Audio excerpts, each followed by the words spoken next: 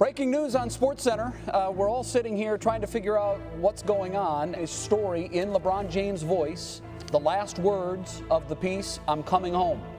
In the moments after LeBron James announced his intention to sign with the Cleveland Cavaliers, the seat of power in the NBA quickly shifted to Ghana. That's where Chris Bosh's phone buzzed just before sunset on a mid-July evening with a text message from LeBron telling Bosh they were now former teammates. In the dizzying hours that followed, Bosh managed to use this jarring information to play two organizations against each other and leverage it into one of the largest contracts given out in the NBA over the last several years. True or false, I will be in Miami next year. True. As far back as March, Bosh had gone on the record saying he didn't intend to leave Miami as a free agent. He felt the same way after the Heat lost in the finals, even though he opted out of his contract to become a free agent. Perhaps that's why, even in that first week of July, the Heat hadn't made a formal contract offer, believing they'd retain him. While it all played out and speculation about James raged, Bosh was detached on a long vacation, wading in infinity pools in the Maldives, riding camels in Sri Lanka, and going on safari in Africa. But that didn't mean Bosh and his agent, Henry Thomas, weren't prepared for their big moment. To protect his interests, Bosh quietly held a conference call with the Houston Rockets just after the July 4th holiday. The Rockets put a 4-year, $90 million max contract offer on the table. Soon after, Dwight Howard and James Harden were reaching out to make their own pitches.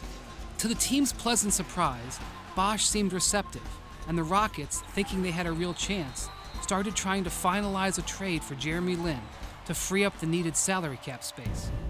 Meanwhile, James was saying nothing. A little on edge, Bosh finally sent James a text, trying to get a gauge. James got back to him, but without an answer. He told Bosh not to make a move until he heard back from him. Bosh's talks with Houston reached the Heat's ears, unsettling them. But as he boarded a flight from Asia to Africa with his wife and children, Bosh still badly wanted to stay in Miami. Then July 11th arrived. James released his letter in Sports Illustrated. Rockets general manager Daryl Morey called the Lakers to finalize the Lin trade, giving up a first-round pick to clear the cap space, and anxiously awaited Bosh to call to accept their huge offer. In a pivotal moment, Thomas called Pat Riley and advised the Heat to make their best offer to Bosh and to make it now. The Heat knew about the Rockets trade and their offer to Bosh. They also knew that Bosh wanted to stay in Miami. Could they have gotten Bosh just by matching Houston's $90 million offer? He was an ocean away and time was ticking. Bosh had the leverage and the power. They called back with a 5th year and the full $118 million max contract. I'm glad things worked out the way that they did. The Rockets were disappointed. The Heat were relieved. They'd stemmed the bleeding from losing James and retained an all-star. Bosh kept his mansion on Biscayne Bay, signed the biggest contract of his life, and ordered champagne.